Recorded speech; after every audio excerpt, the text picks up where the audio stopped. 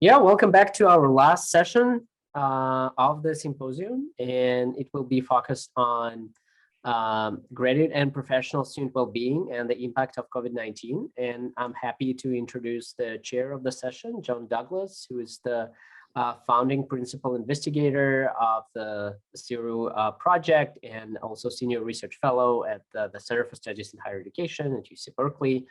John, please. Thank you, Igor. Thank you. All of you are persistent people. I see many of the people, they look like they've stayed through the whole day, so I really appreciate that. This is our final session. The topic is graduate and professional students' well-being, and I like this at least because I think we don't necessarily address this directly in all the presentations, except for maybe Maurice's, but I think some acknowledgement and thinking a little bit about professional students and international students, these other parts of the graduate student world is important, and that at least is in our title. And so, also kind of broadly, hope we'll discuss a bit through the research and presentations that are provided, what obviously, and this is very much what Daniel's presentation is about, what was the impact of COVID. And I think the larger question that sits there, which we've talked about in the last several sessions and yesterday some, is, is COVID a transformational event in some form, however you want to define that? We could have a debate about what is transformational, but just conceptually, is it something really significant? And, what are some of the things we could leverage out of this experience going forward into the new academic year, assuming that there is some quasi form of normal, at least in the United States. There's some different things going on in different parts of the world. Let me just say a real quick format. Each of the presenters will talk for about 5 minutes, and we'll start first with Emin and Daniel, and we're going to do them first. They'll give about 5 minutes to talk, to reiterate what they did in their presentations. Then we'll have some discussions and questions, and then we'll reserve the last 20 minutes or so, depending, we'll see how it goes, for Maurice to give a very short presentation on her proposals. So she has a proposal about kind of putting together some CSHE consortium event, gathering of international students. I'm not saying this correctly, so Maurice will do it, and then we'll have breakout groups that Igor and Gemma have organized, so for you to sit around and talk for a little bit and then come back, and you don't have to worry about being in which group. You'll just be automatically assigned, and you'll have to do your assignment. It won't be heavy workload, so don't worry. So with that, first of all, I just want to again thank our presenters. We have Emin Ozturk from the University of North Dakota, which a presentation that was also put together by James Moeller at Purdue University, and Purdue is one of our members of the consortium. And then we have Daniel Jones-White, who is well known to most of you, I think.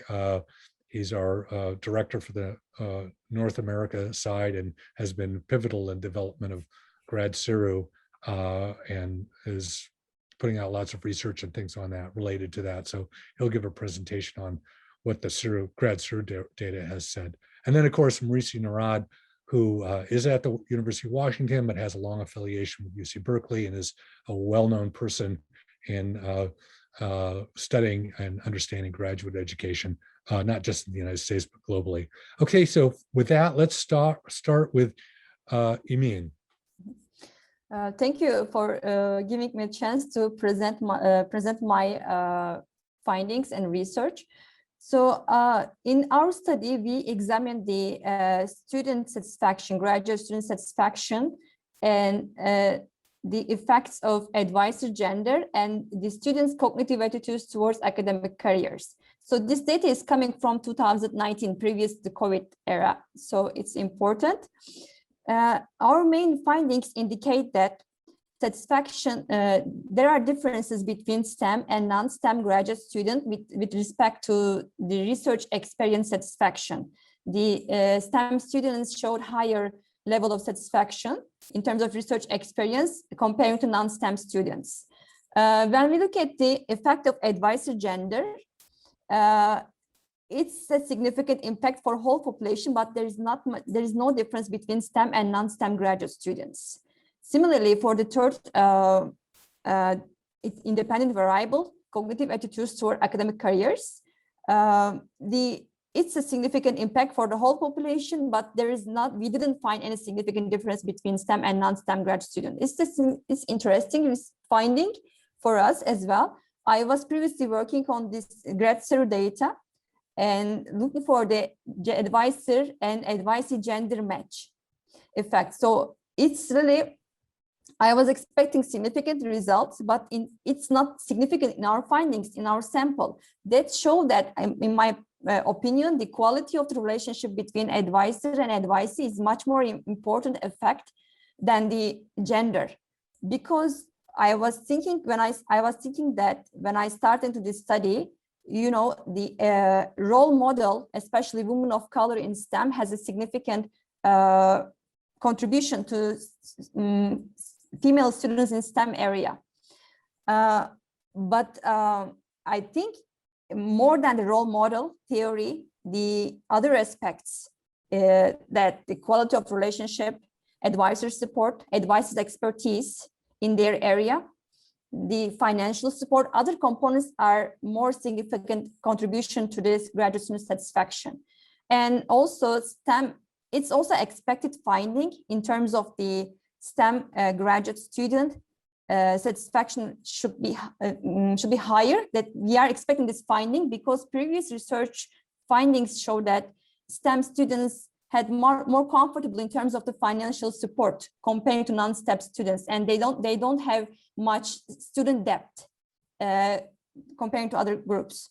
So I think it's very important to investigate why the non-STEM students has lower satisfaction comparing to other groups, and the need to find new paths for these students, because currently workforce in the United States and whole world, I think, focus on the STEM jobs, STEM workforce. And what about the other non-STEM students? There are like very general perspective that the revision in non-STEM programs as well needs to be considered. It's a very general topic to discussion. But for my study, for our study, I can say that the main finding for our study that research experiences differentiate, and STEM students have more higher level of satisfaction compared to non-STEM students. And this is one of the research topic that needs to be investigated deeply in the further studies. Okay, that's interesting. Yeah, the difference between STEM and non-STEM, and yeah, just higher expectations. That's interesting because, you know, you're talking about more team research as just a kind of a different culture when you're talking about chemistry versus English, although there's some interesting dynamics there. All right, Daniel. Hi, my name is Daniel Jones-White. I'm the Managing Director of CSHE North America and the Research and Development Director of the Grad Zero Survey.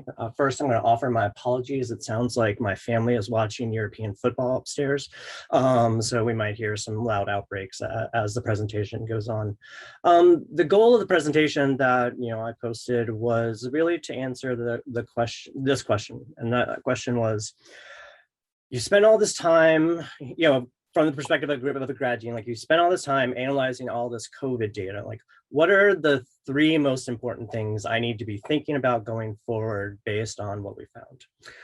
Before we get into those things, I want to take a moment to sort of thank the CSHE research team that's comprised of Igor Chirikov, Krista Soria, and Bonnie Horgos. They're responsible for a lot of the research that we did in the aftermath of the pandemic survey, and we would not, this presentation would not be possible without their help and support. So the first finding that we found was that COVID-19 was a huge pandemic, that the COVID-19 pandemic was a huge disruption on the educational career trajectories of graduate and professional students. And something just to make clear is that the data is aggregated for this most of this presentation. So it does include both, master's, doctoral, and professional students. We saw this in sort of two areas. The first was that students reported that the transition to remote learning was a significant obstacle to them. And we also, observed that students indicated that, they felt that they were not able to make continued satisfactory progress towards their degree during the pandemic. The obvious implication of this, I think that would be important for graduate school administrators is that, they need to expect delayed completion times. In fact, when asked about, if they expected that the pandemic would delay their degree, about 20% of respondents indicated that they are expecting it to delay completion. And this will obviously have important implications in terms of both their enrollment management as well as sort of funding decisions going forward. The second major finding that we observed is in the space of anxiety and depression. So since the grad series was created or was launched in 2017, we have included two different validated measures of clinically significant anxiety and depression symptoms in our survey. So this is something that we have been tuned into and interested in sort of tracking since its inception.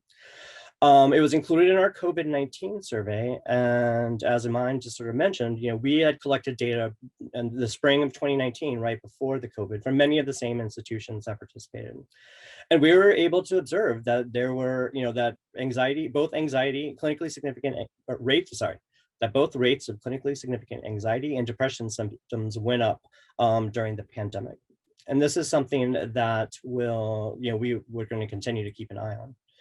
I think the important sort of implication of this is that, the rise in anxiety and depression rates among graduate and professional students is going to tax what I think are already stressed sort of support systems on campuses. So we're, graduate schools are going to need to think of new solutions to try and sort of help support students.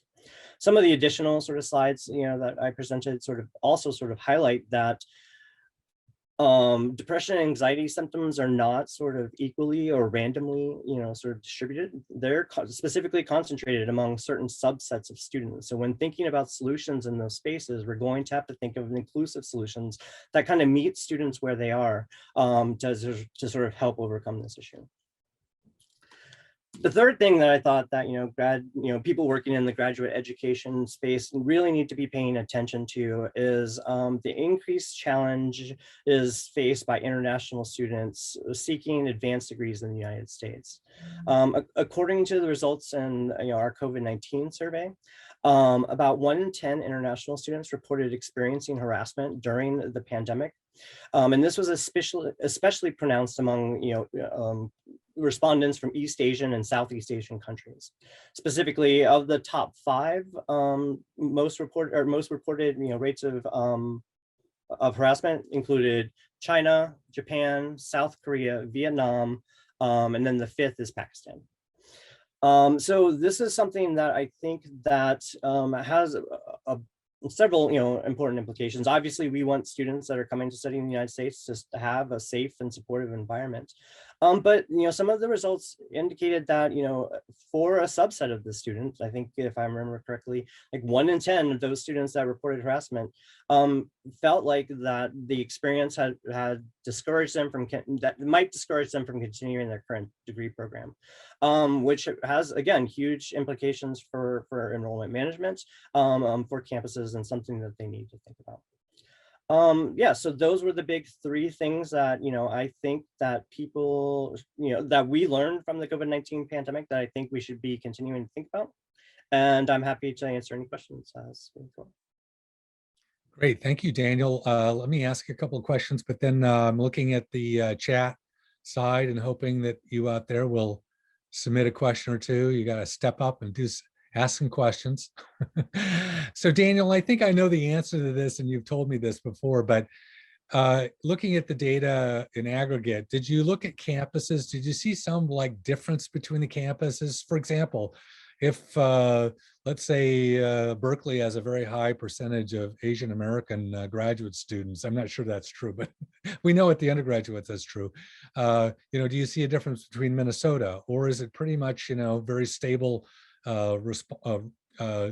results throughout the campuses that you looked at?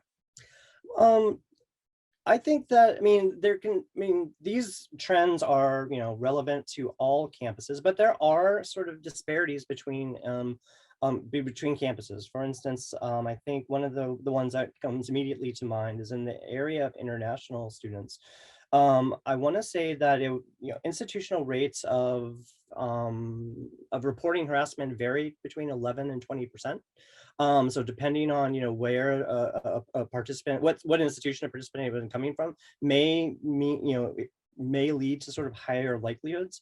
But these results appear really, really robust in terms of both the data that we were collecting from COVID, and I'm kind of keeping an eye on these data points as they come in for the 2021 survey. And again, similarly, for a few of the institutions that I've seen, those rates are about the same. So I think that while there is institutional variation, nobody has solved any of these problems. These issues are relevant to all different campuses. Okay, and not the harassment side, but when we ask questions about stress, one question is, well, what's an acceptable level of stress? I hate to say it like this, but graduate education is not supposed to be all roses and beautiful life. It's stressful. There's pressure on you to produce just like you would in a professional job. Do we have some relative sense of what is an okay level of stress? And now I know you've disaggregated, we have disaggregated data about finances versus housing and these things. So perhaps that does give us, but do we have any sense of what is an acceptable level of stress? Well, I guess what I would sort of point out is that this isn't, the indicators that we're using are not specific to stress levels. So we're not asking how stressed the students are. We're using two sort of validated measures of clinically significant anxiety and depression symptoms. So that, I think, what we're trying to capture is something a little bit different. In a paper that we did produce, I think it's online right now, but waiting for actual publication in the Journal of American College Health, we did sort of look at that relationship both between sort of program climate factors as well as different sources of stress to identify where, what sort of is impeding that. And we do see that sort of advisor stress and I'd say advisor stress, financial stress, are factors that are correlated with higher rates of anxiety and depression. But yeah, I guess I just sort of come back to the idea that, this is something that's a little bit different. And, just from a pragmatic standpoint, in terms of survey development, the questions about stress were ones that we didn't ask this year. Historically, we have, but one of the things that we were worried about from the methodological standpoint was, under these circumstances, everybody is under increased stress, and being able to properly disentangle what stress is related to your advisor versus what stress is related to the trauma of the pandemic versus what stress is related to, maybe food or housing insecurity was going to be really, really difficult. So we thought, our ability to sort of measure that with any sort of precision was going to be significantly undermined right now. And in fact, we thought it might even agitate or be triggering for students who would be forced to go through 15 different stress indicators and say, yes, I'm very stressed right now. So we removed that. Okay. Did that answer your question? Yeah.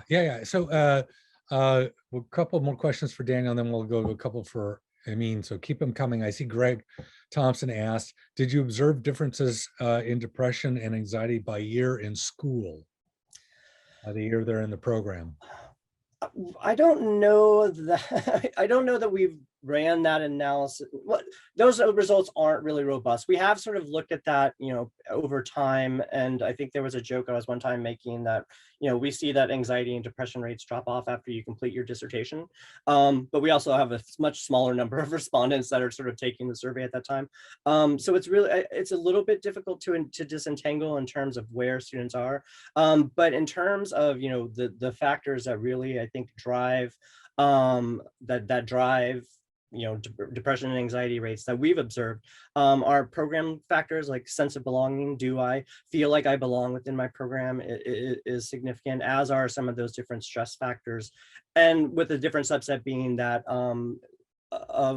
there's also really high depression rates, among sort of underrepresented and marginalized communities, specifically as it relates to gender identification and sexual orientation that we've observed across multiple samples of our study. Related to this real quick, I can't remember in your presentation, did you look at professional programs, separate them out and see any differences in that world as opposed to the doctoral education or the other categories? Off the top of my head, I don't remember. I mean, I'm sure we looked at it. If it had been something that was really robust, we would probably, we would have probably called more attention to it. But I can sort of defer to, I think Krista's in the chat. If she remembers something that I'm not, she might be able to sort of. Are you there? Would you be able to answer that? I don't mean to put Krista on the spot. Oh, I was just saying. That's okay. She can come back later if she hears. Now, Marisi asked the question of whether we had you used data from international campuses of our CERU consortium, and I know the answer is no, but I know that Igor is dutifully trying to collect that data. We had how many different institutions, Igor? Yeah, I can clarify this. So most of CERU members did undergrad for COVID CERU. For grad, we only have data from one university, and it's I will not identify this university, but I would just say that this is a university from a country where the COVID is pretty much under control, but despite that, anxiety and depression rates are the same level as in the US. Okay, so let's go back to Amin and ask you, what are the policy implications, do you think, of your analysis and understanding that, there's a lot of unknowns there. Like, it is a little curious that, I mean, I would think if you looked at like English versus say economics versus say chemistry, so those are, and chemistry, and I'll do another STEM field like, mathematics or something, you might see some real differences there. Economics is highly impacted, a lot of undergraduates, different kind of dynamic going on, student to faculty ratios are different. Anyway, I don't know if you were able to disaggregate at that level, and what do you think the policy implications are of what you found so far?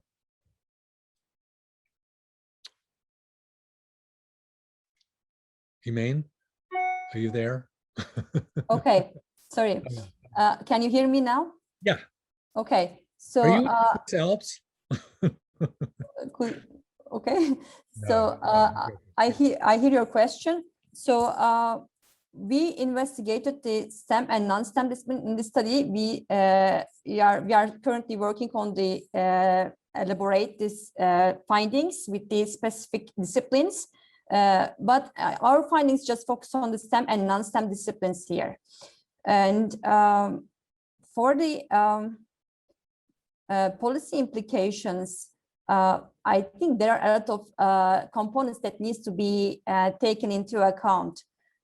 For instance, here in our findings, we found that advisor gender has not significant impact on the STEM and non-STEM graduate discipline students, but it's a significant impact on whole population. That shows that the other factors has contributed much compared to gender, like financial support. Students need to have more financial support, especially in non-STEM disciplines, because previous research findings indicates that they didn't find enough support. They need to pay, and the student attrition rates is really highly correlated with the satisfaction with the advisors and the financial support as well. So most of the, I think, significant contribution to the undergraduate student satisfaction, both undergraduate and graduate level, is providing economic opportunities and funding opportunities to the students, because this is one of the significant factor in student attrition in even graduate level.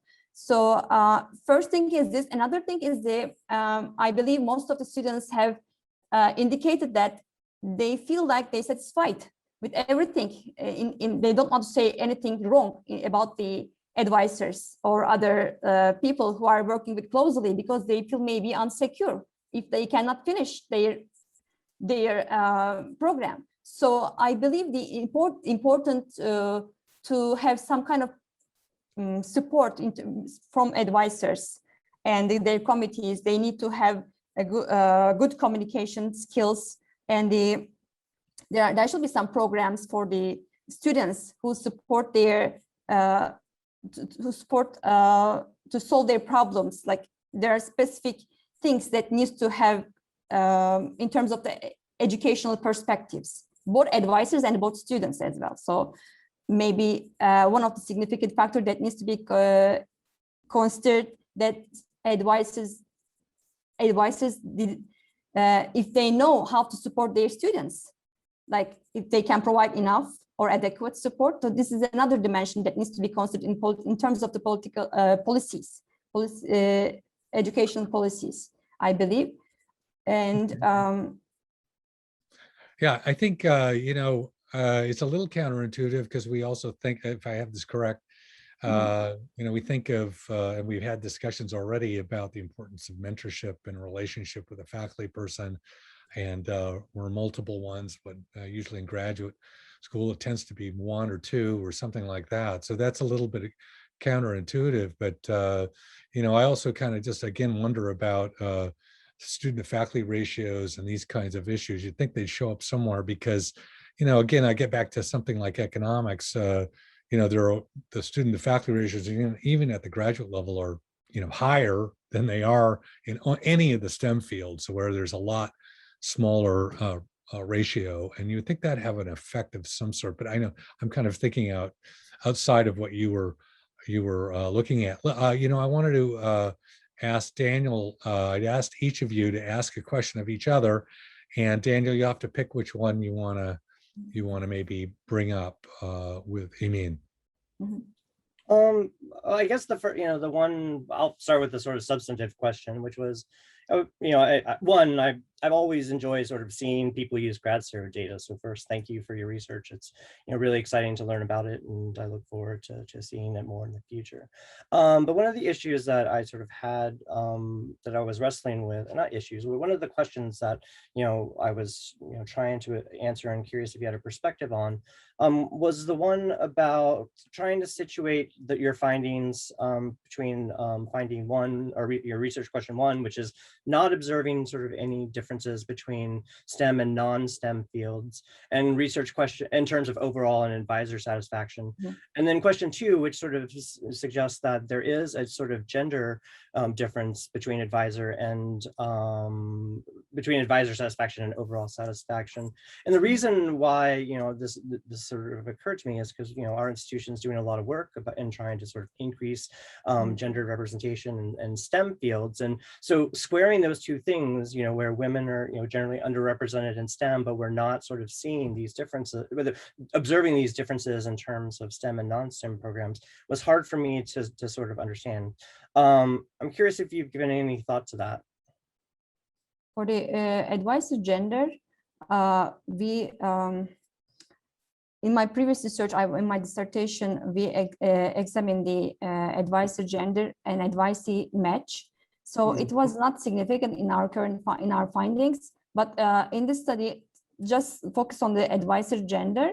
And I was expecting some kind of differences in terms of the STEM and non-STEM students. The non-significant findings findings makes me think about what is the reason. What maybe students need to consider other factors compared to rather than the gender. There are other factors that needs to be considered. But maybe one of the significant contribution to this finding is related to the research, our population. It's international population mostly, and students are coming from different countries and different backgrounds.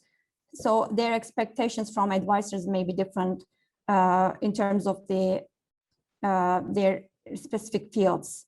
This data coming from the research university, Berkeley University. So it has like majority of students are international students. So it can be another factor that needs to be considered in this case, I believe. Okay, let me ask. Oh, go ahead, Daniel. You were going to say something else?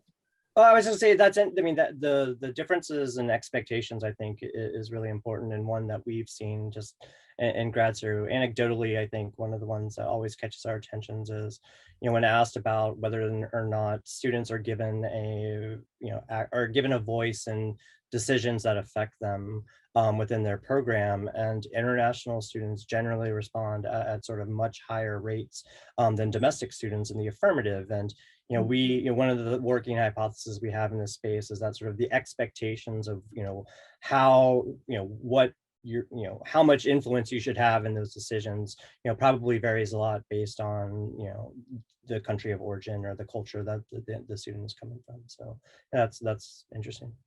Okay, so let me go to a question from Cinnamon Danube at UC Merced, and she asks about for Imin, for this about this relationship between advisor gender and student outcomes, which is your studying. But she's asking a question that is a little bit perhaps, well, you didn't study it, but you must have an opinion. What is it about gender that you think might contribute to that, to a relationship that would come out with different outcomes? I suppose one is how many women are in the program versus men, or something of that nature, and how they relate to each other as advisor and student. But I'll let you answer that, Amin. That's a very good question. It can be considered in terms of the number of the women in the STEM fields, or I believe it's much more important the other factor, that the student advisors' role, like female advisors. There's we know that there's a lack of women of color research scientists in STEM programs. Mostly there's the underrepresentation. So one of the findings that previously researched in this concept, that these female researchers and the faculties has a significant impact on the minorities and underrepresented populations. Like when we say gender, we don't say number of the female research scientists. There are other aspects that their impact in the whole program and their students' lives, and particularly for the underrepresented populations in the program. So I don't know how, if I explained it or not, but there is different components, not only number of the female faculties in the STEM programs, but there are other components that their effects and their students in their students' lives. Okay. We need to move on now to Maurice's. I got a question from Tongshan, but I'm trying to compute it. I was asking about the delay that, some students are saying they're seeing COVID as delaying their graduation. We asked, I think more towards Daniel, as to what strategies there might be to help students complete the work on time or sooner. I don't know if that's in your capacity, Daniel, but real quick answer if you can, because we got to move on to Maurice. I mean, we have seen, I mean, you're right. I mean, this is a question for, for Scott Lanyon, the dean.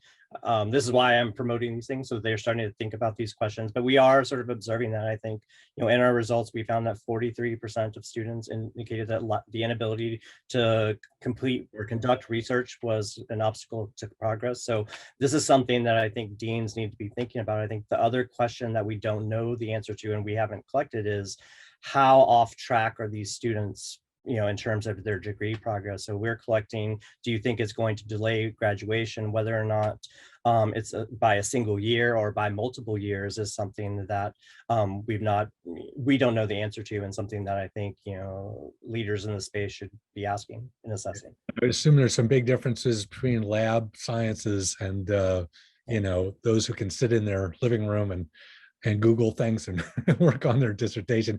I see Scott, did you want to say something real quick, Scott? Yeah, if I could.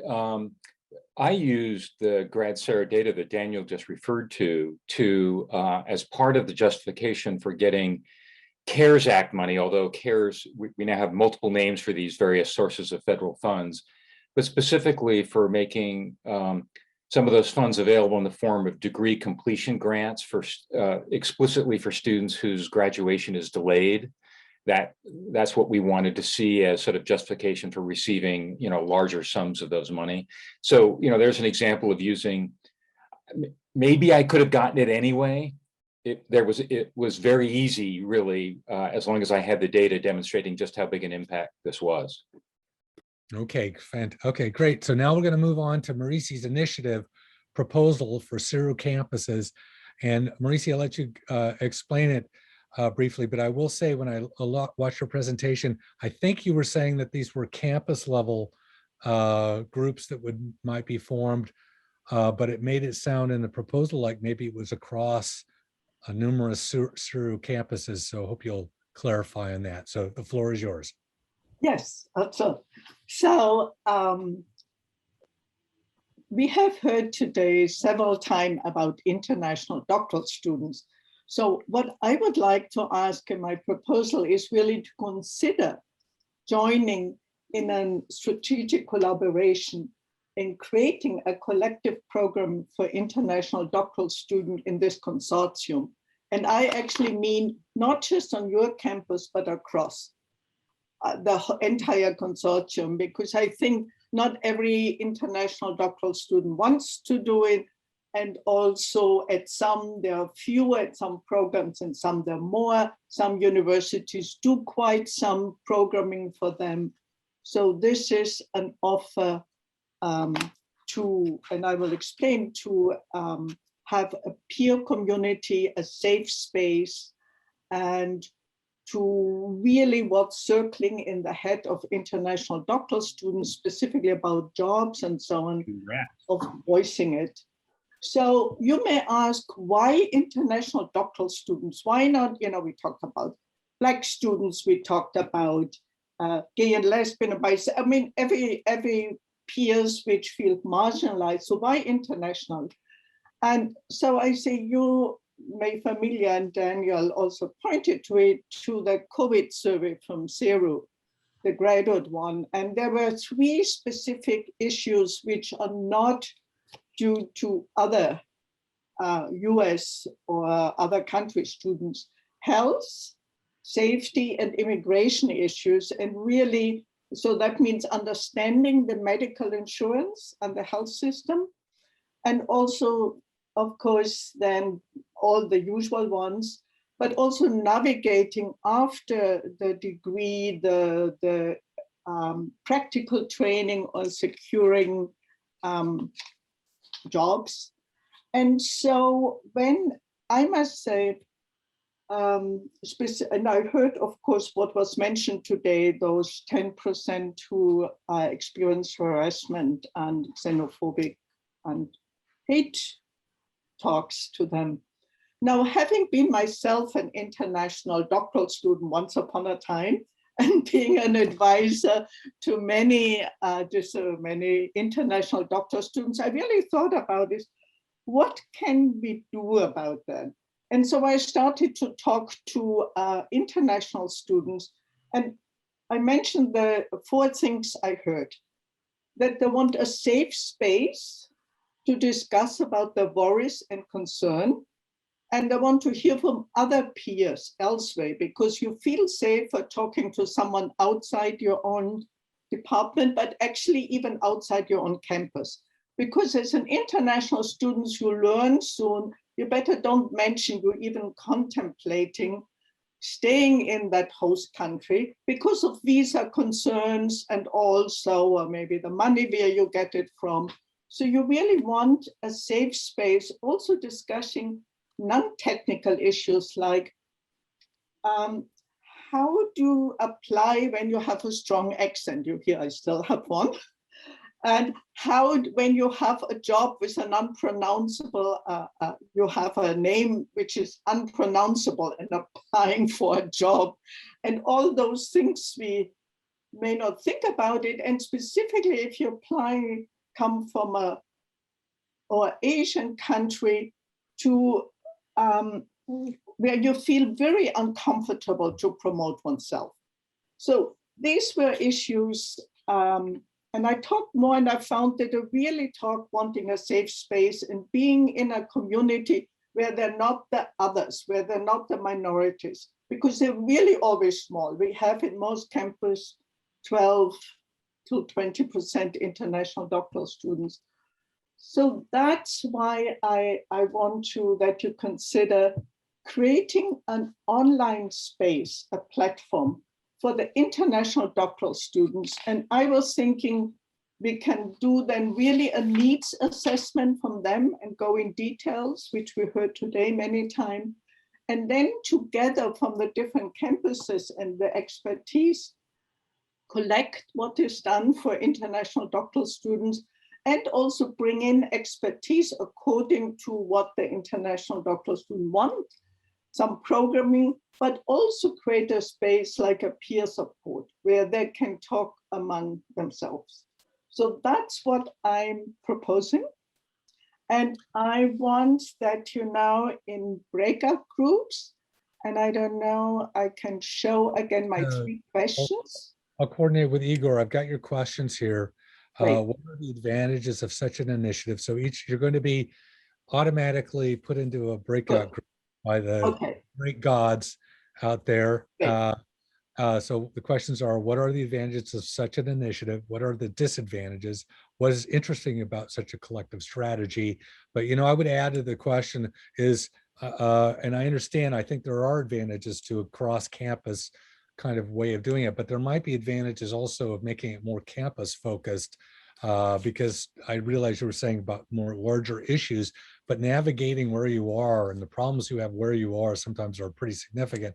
I think it would be interesting to hear what Scott thinks about this a little later on. I will also add, because I think it is kind of interesting, you know, a lot of business people have consultants that work with them about cultural issues, about how to deal with, you know, Japanese business people or whatever.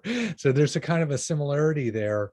And I don't know whether some campuses do already have some structure about helping culturally international students deal. And obviously there are big differences between, say, students from the Asia Pacific region versus other parts of the world. But I shouldn't keep going here. So we should go to the breakout groups. Igor, are we in a spot to do that? Okay, and what I would like to explain, we're coming back then, and then we will hear from you, but also write in the chat what you found out in your answers to your questions. You have 8 minutes starting at 45 minutes after the hour. Is that okay, Igor? Are we all right on this? Yeah. So rooms are now open. You just choose you just join the room that's assigned. They randomly assign. Okay. And we'll meet you all in 7 to 8 minutes, right? Yeah. And you'll have the questions up. Yeah. The questions were in chat. You can send them to the rooms, like specify, send the question to the rooms. Oh, yeah. Do you see it?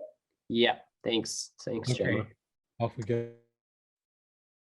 So take notes.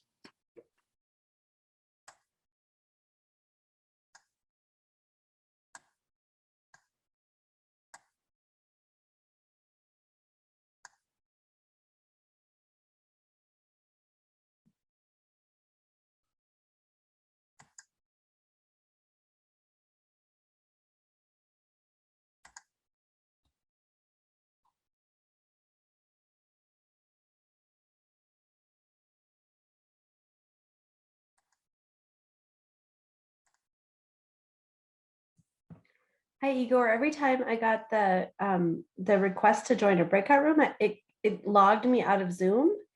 Would you be able to send that to me again? Sorry. Sorry, and I think I will disband the room 2 right now. Yeah, that's fine. Thank you. What about room 1? Did you get it? No. It says please wait to be assigned. Maybe I need to. There we go. What about now? Yep. Thank you. All right.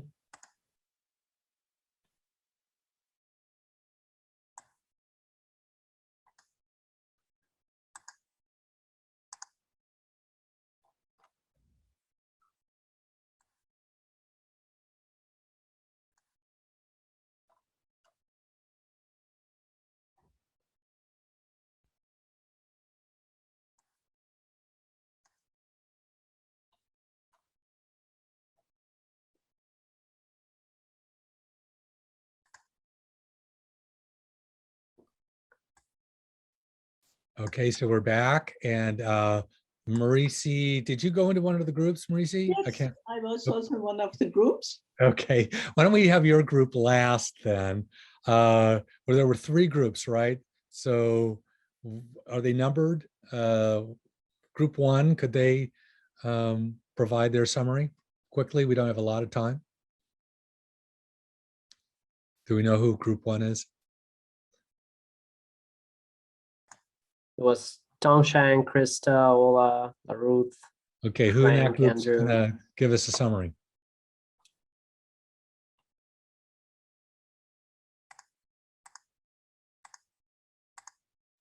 And you need right. to unmute so we can. All right, in the interim, I'll give our summary, and then we'll get to try to get the others because we don't have a lot of time. Or you write it in chat so we can also keep it and summarize and send it back to you. Okay. And so our group, I think, had some healthy skepticism about aspects of it, but overall, liked the concept of a positive initiative. Among the questions brought up was, how would it ensure privacy for students? Because we're always concerned about that. What kind of resources would be needed to do it? How would you recruit students? Even if it had a small overall impact initially or later, we see value in it, but you have to kind of weigh that. What is the overall impact of that? Our tendency is to think that there's still a strong affinity related to discipline groups as opposed to generically international students. And then our question was, well, what are campuses already doing? There may be a lot of entities that are doing some form of this. And then there's a question of, redundancy or coherence in that kind of effort. That's great. So, right, what campuses are already doing? I think that's something among the grade 0 we could definitely collect. That also, that will be outside of students. But the next group I wrote down, and it would be great if you leave it in chat so we have it. We can communicate it to you later and send it. Okay, so who's the next group? Was Scott in one of those groups?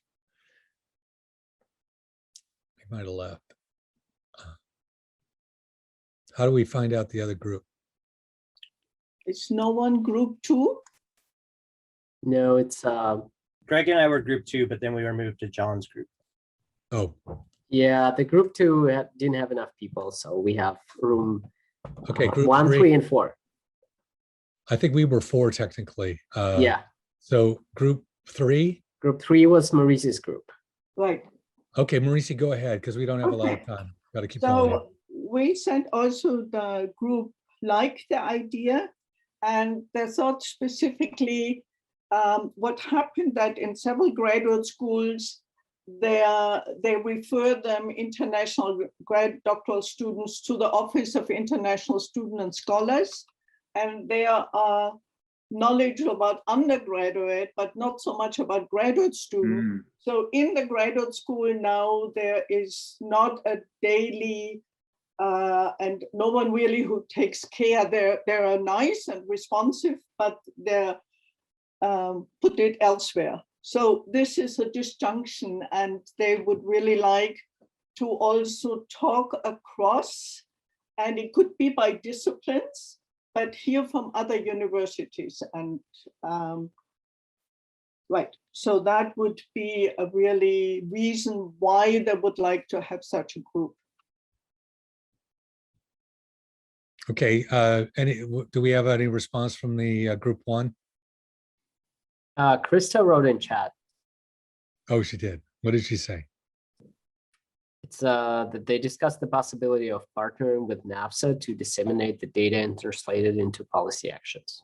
Oh, wow. Okay, well, let's just a couple questions then, Maurice, and then we will wrap up here. I guess the concept is we'll try to collect some of this and you might formulate a response, but let me ask you a fundamental question. Resources and where the platform is. So how did you imagine that? Well, I think we could have that in the center, just as we have now a Zoom meeting, and it would be a Zoom meeting. And with breakout group, because I think we international students, say in electrical engineering, would like to speak someone else in electrical engineering. And someone in another country, as I said, maybe they would like to go to New Zealand and live there and apply for a job there. So then they can speak to someone in New Zealand, but it would be really a protective one, and the identity and so on need to be really protective, that it's a peer support group also. And there could be on the side programming. If they want to have an expert from UCLA who does very good other programming. So that's why I think within the consortium, we know we have universities who do quite a lot for the international students. Then we can pass this information also around. Okay, so I actually like that concept because we could also just be hosting an event that might be of interest. And I guess I didn't quite read to it, and I don't know if others did too, that we're talking about some of the CSHE international campuses, not just US. So I didn't quite get that. So it could be Göttingen or could be Osaka or whatever else. Right, so that's New Zealand, yes. Okay, all right. So yeah, I was thinking there were some aspects about cultural assimilation, like how do you handle being in the United States? But that's fine. And then the other last question I have for you before we stop is, how do you recruit students for something like this? What would be the process to attract them? Okay, that would be really part of the graduate deans or the person within the grad zero you're working. Not all countries have graduate deans, but most of them. And they could send out the email. They know who are the international student, and it's voluntary. I mean, I don't think we get 300. Maybe we get 30. That's fine. Yeah, okay. Well, that's an interesting concept. So I think we're out of time. We're at 4:03 my time. I'm on the East Coast. So we're at the end of the period. I really want to thank all the presenters and all of you persisters that kept going here throughout the day. And Igor, do you want to say any final words? Besides, I do want to again thank Igor, Gemma, and at the center for all their staff's support and organizational efforts and all of this. Igor, you're the last word. Yeah, I'm really happy we made it. The symposium is over. I think I enjoyed the sessions and I learned a lot. Despite I watched all the presentations, and I'm really happy we had this 2 days and that you spent this 2 days with us. I very much hope so. We usually host like a CSHE consortium-wide event every year. I very much hope that the next year it will be at least partly in person.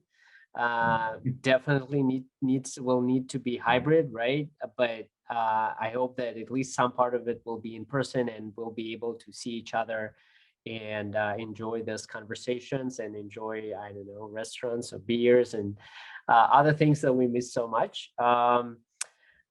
Yeah, so please let me know if you have any particular topics in mind for, we usually organize, there's a topic that is central to the symposium. Please let me know if you have any ideas about the topics for the next year. Yeah, thank you so much again, and see you on other occasions.